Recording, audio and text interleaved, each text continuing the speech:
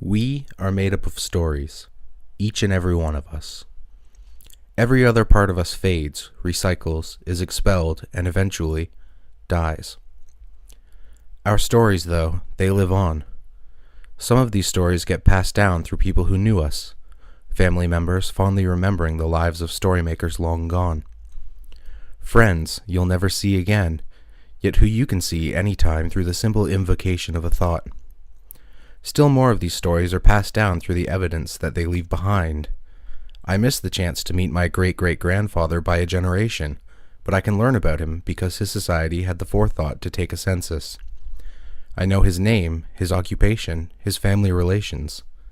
And beyond this, I can find his deeds printed in old newspapers, legal documents, and personal writings by simply seeking them out. And so his stories, like the stories of many others going back not just generations, but millennia, survive in writing. Imagine, then, how many stories converge in you, all of your ancestors, each could have been or chance encounter, every companion who helped them along the way. Each one of these countless stories a necessary step in the cultivation of one story, for now, that being the story of you. Now think about your parents, brothers and sisters, roommates, significant others, spouses, children, whoever you live with, and imagine that their stories are just as grand, just as mind-bogglingly improbable as your own. For every ancestor, a mirror in that other person. For every necessary action leading up to you, another for them. And then look out of your window and take note of how many houses you can see, each one filled with people, each with their own stories, their own histories, just like yours. How many more stories, then, must be in a city, a country, a planet as a whole? The infinity of your own history becomes infinitesimal by comparison to the scope and magnitude of the story of the planet as a whole, and yet without your stories, the whole would not be the same. We are each of us an integral part of something so mind-bogglingly large that we cannot even fathom it. But this planet where we call home isn't where our story ends. No, some 380,000 kilometers away, nestled in the dust of a foreign world, lies the story of one giant leap for mankind.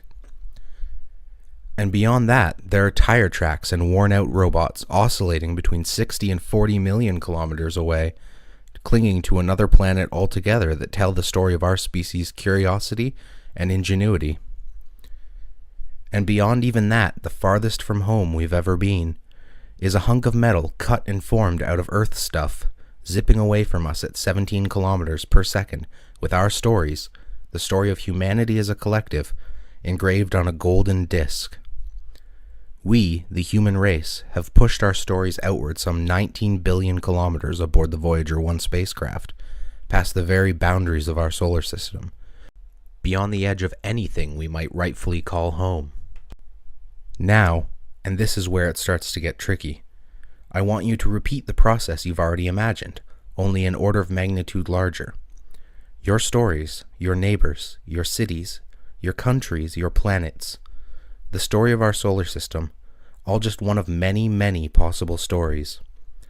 People often get caught up in semantics when talking about their philosophies, religions, their views of the world, and say that they believe in some higher power that they just can't identify. Well, this is what I believe, my higher power. This is my religion. When I look up at the night sky and my frail human eyes see the light of a few hundred stars amongst billions, I feel the stories of a billion others looking back down on me. The light of those many stars, each a sun of its own, with its own planets, its own possibilities, its own stories, has reached hundreds of thousands of times farther across space than we have been able to.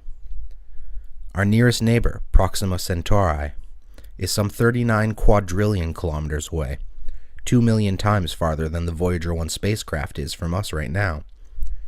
And yet night after night, I can look up and see, across all that space, a neighbor with just as many stories as I have, and so many more beyond.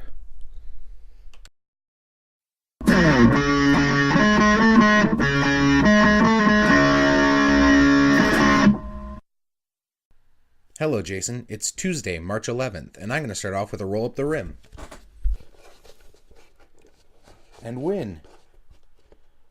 Bang, a donut. Now I know how other timeline Jason feels. Now, you may have noticed that the previous 5 minutes or so of my video were taken up by something that we don't normally see in the Rad Bromance. A reflection on our place in the universe and a more poetic interpretation of what that means. And this was, for the most part, inspired by a TV show which aired on Sunday called Cosmos, A Space-Time Odyssey. If you haven't seen it yet, I highly recommend that you try to find it and watch it ASAP. Which, quite frankly, has given me a great idea for the Rad Bromance project, something called Badass Mother Fridays. What this new segment would essentially entail is as follows. Whoever has the Friday video for any given week spends a portion of that video talking about someone who they find to be badass. It could quite frankly just be a minute or two of you explaining why you find this person to be interesting or important. Or it could be an entire video explaining in depth why this person is so badass.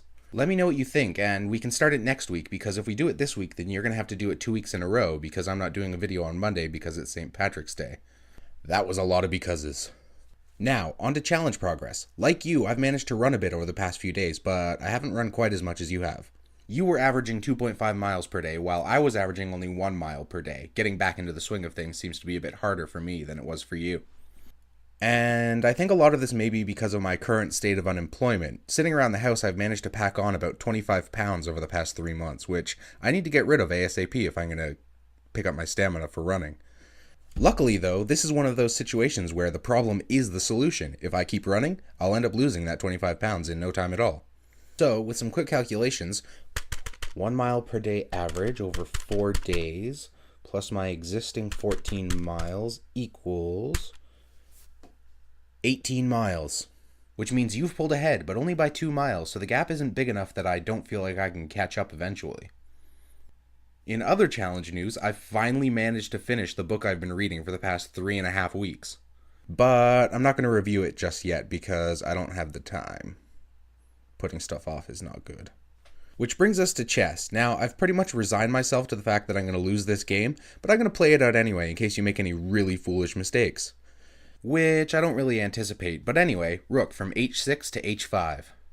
Side note, I hope to have another puzzle update for my next video, but I haven't really been working on it as much as I could because my room's kind of a mess, which limits the amount of room I have.